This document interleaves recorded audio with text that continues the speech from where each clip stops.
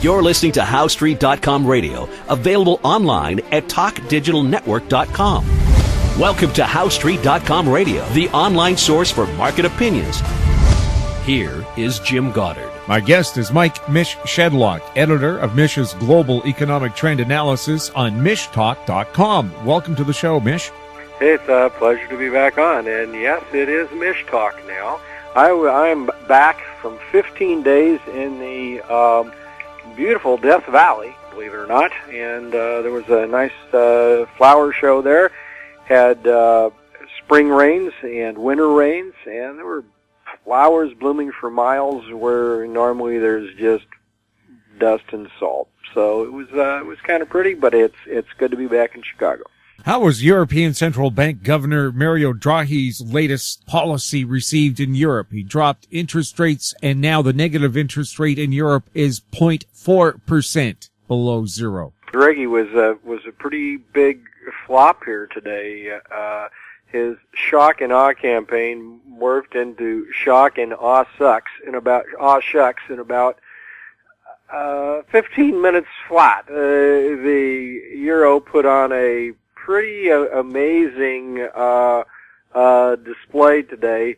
First, sinking more than a cent, and then rising more than 2 cents after market participants realized there's not really much more this guy can do, is there? So, kind of interesting action across the board in gold, in the euro, in the stock markets.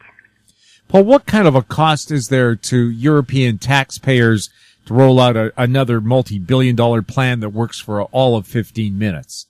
Well, actually, the euro rose, so it's going to make things cheaper. But certainly his asset buying binge, where he's promising to buy corporate bonds now, which is one of the things that he said he was going to do. My gosh, how much further down the rabbit hole are these guys going to go? I keep asking myself that, and I really don't know, and nor does anyone else. But apparently the market decided they didn't go far enough down the rabbit hole, even though the economists were funny. I was reading some reports, and the Financial Times surveyed about 6 economists, and all of them said this was, much more than any of them ever expected, and the market reacted as if it wasn't enough. So that's the pretty funny takeaway from today here, actually. So, in other words, a useless effort. Yeah, well, a less than useless effort, because it makes Draghi look like a fool. I'm just looking here now. The U.S. dollar index closed almost a penny down at where does it get to? It's pretty much on the lows of the day, actually, it looks like. Oil was down a little bit. Treasury bonds rallied back to close to even after they were down pretty big. Where do we have here? Gold was up $14 on the day. At one point it was at $12.37, right when Draghi came out with his bazooka, and then it finished at $12.71. So what is that? $34 higher. At one point it was $20 in the hole, and it finished $14 higher. That is the kind of whipsaw action we saw all day across the board, as everyone thought, "Oh my God, look at what Draghi did," and then they stopped and thought about it and probably decided, "What the hell is this going to do?" and came away with the answer, nothing. Why would anyone put anything into a European bank with a minus 0.4% interest rate now? Well, it hasn't affected deposit rates yet, but it has in Switzerland, I believe. It hasn't in Eurozone. But why would any of them trust banks in general when more bail-ins are coming? That's the real question. And I don't know the answer to that. We warn people, just like we did about Greece. and they all left their money or the smart money got out right away. And despite all of these warnings, and then as soon as capital controls are announced, everyone goes and stands in line and tries to get their money out, and they can't. So that's just the sorry state of affairs here. But central banks are clearly out of control, and it'll be interesting to see when the run on some of these banks starts. Meanwhile, over in Japan, there's a run on safes. When Japan implemented its negative interest rate, joining the negative interest rate club, people went out there and bought safes. Of course, the negative interest rate there is negative 0.1% or something. So it would take people a long time to get that back. But it shows the fear. But actually, if you look at it another way, if you look at it in terms of going to an ATM, it costs you a buck or $3. A lot of places $3. I've seen as high as $4 here from an ATM in the U.S. You know, how much longer are a lot of people going to put up with that? So, you know, it's a nuisance to go to your bank. But so maybe we need more safes here in the U.S. too. And I'm thinking about one just for that reason. I wouldn't put a lot of money in it, but enough so that I'm not using the ATM anymore. And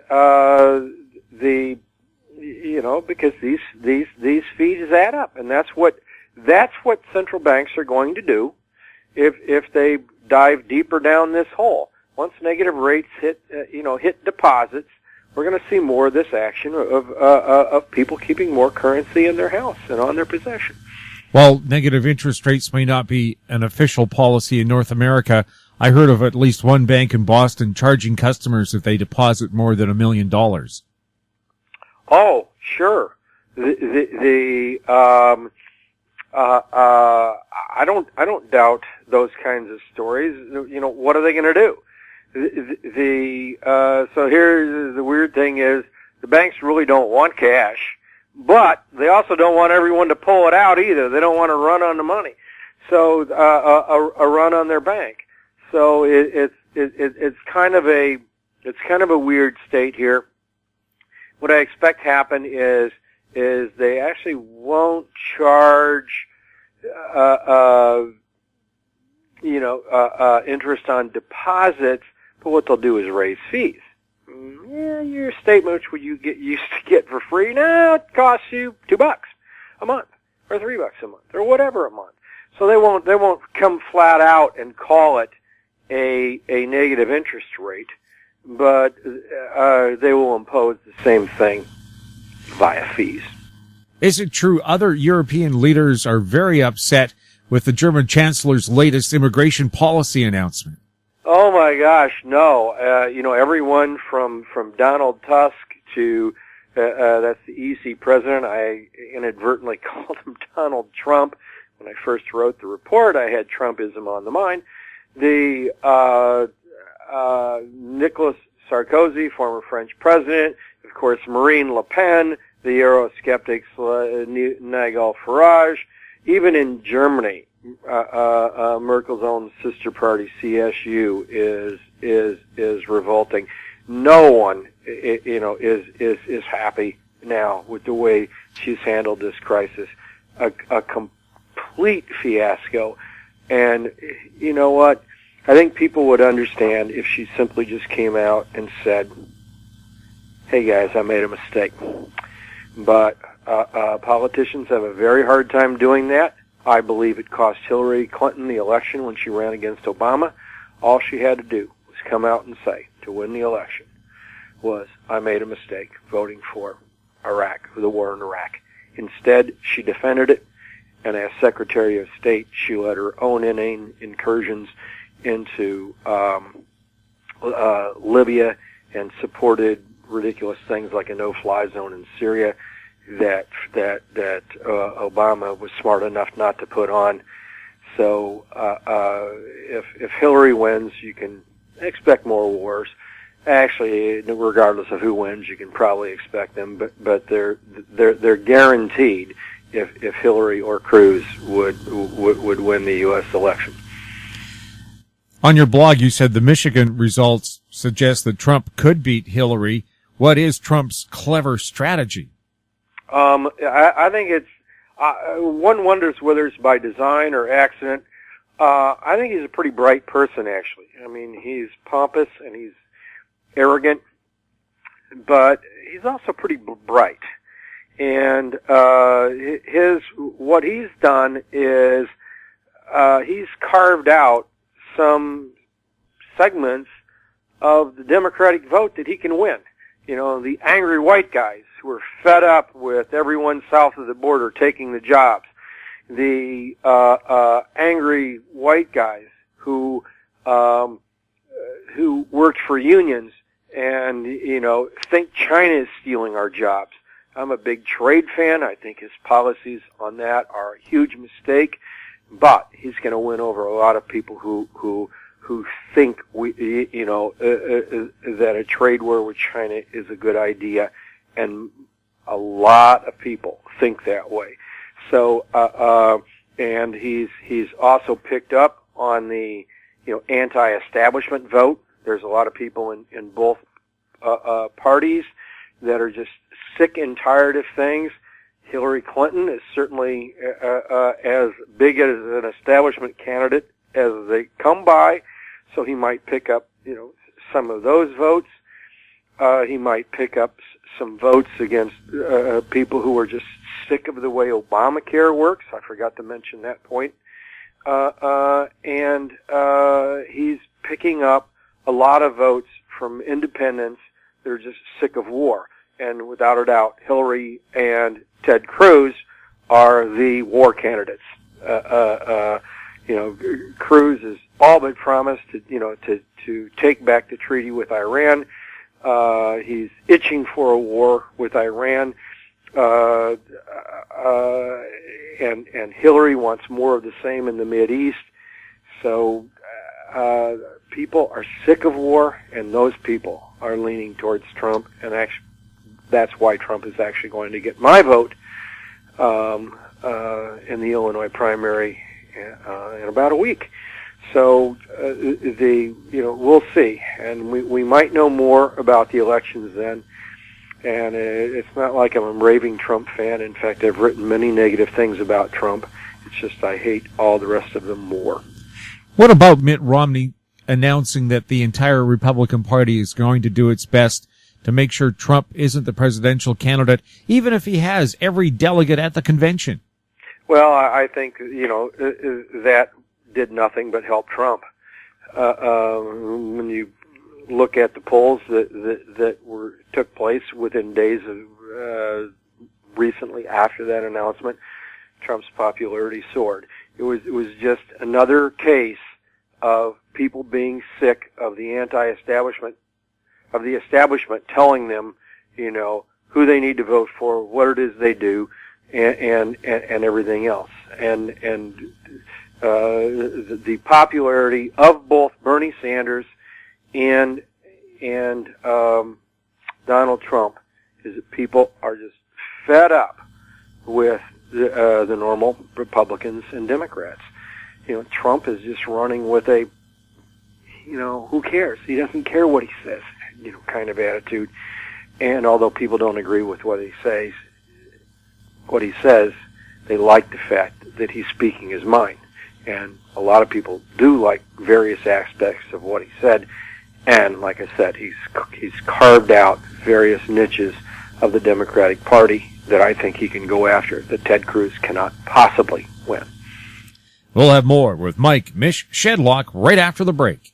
Bird Dog, the ultimate tribute to the Everly Brothers and Simon and Garfunkel. Coming to Mission, White Rock, West Vancouver. Buy online and save at ontourtickets.com.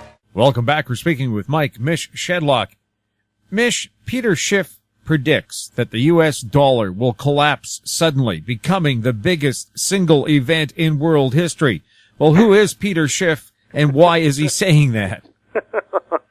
Well, who is Peter Schiff? I guess just do a Google search for Peter Schiff, and he's a hyperinflationist who for years has been predicting the U.S. dollar would literally go to zero, comparing the U.S. to Zimbabwe, and a whole bunch of other really inane comments that the man has made. And he's trying to take credit for the movie The Big Short, which is for claiming that his prediction inspired The Big Short. He emailed me after I went after him, and he said, don't you know the difference between an ad and what I'm saying? I said, well, Peter, don't put out those ads if you don't agree with them. So, but and the other thing he said was that police will vanish in the United States. In other words, he's predicting total anarchy, and it's all in the U.S. dollar. And this guy is like really as staunchly anti-U.S. assets as one can possibly imagine. And it really goes back, and it stems from his father, who was actually jailed for tax evasion, not paying taxes. And ever since he's held this monstrous big grudge against the U.S. and never has anything good to say about it. Well, you know what? We're still one of the freest countries in the world, although I certainly don't like the way we're headed. But the U.S. dollar is not going to collapse to zero. Hyperinflation is not going to come. We're not going to be without police in the United States, and gold is not going to infinity. All those things. I mean, the U.S. is still the world's biggest economy, and what's happened in China lately shows just how much of a house of cards that place is. Exactly. I think it's highly likely there's going to be a currency crisis. I would agree with Schiff on that. I don't know if he used those words in any of the videos he put out, but a currency crisis is far more likely to happen with a destructive breakup of the Eurozone, with the yuan falling apart because of China's policies, with Abe, Prime Minister Abe in Japan going absolutely nuts and destroying the yen. So, there's all kinds of reasons to believe a currency crisis is coming. There are no legitimate reasons for believing the U.S. dollar is going to go to zero or collapse in half or anything close to that here anytime soon. And he's been making these predictions, for 15 years. And he'll be wrong for another 15 if he keeps with them. Well, in 3 billion years, the Earth will be swallowed by the sun, too. Yeah, and we'll have a different North Star. Well, actually, if it's swallowed by the sun, we won't. And how many billions of years? 3 to 5. 3 to 5 billion? Yeah, and we've been around about that long. Okay.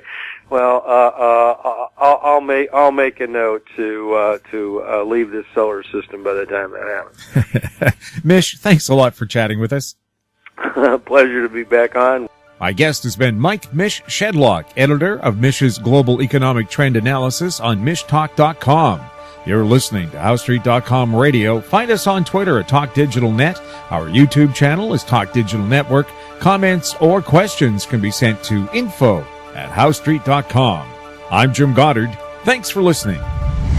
Comments made on HowStreet.com Radio are an expression of opinion only and should not be construed in any matter whatsoever as recommendations to buy or sell any financial instrument at any time. Available online at TalkDigitalNetwork.com. HowStreet.com Radio is a production of HowStreet Media Incorporated.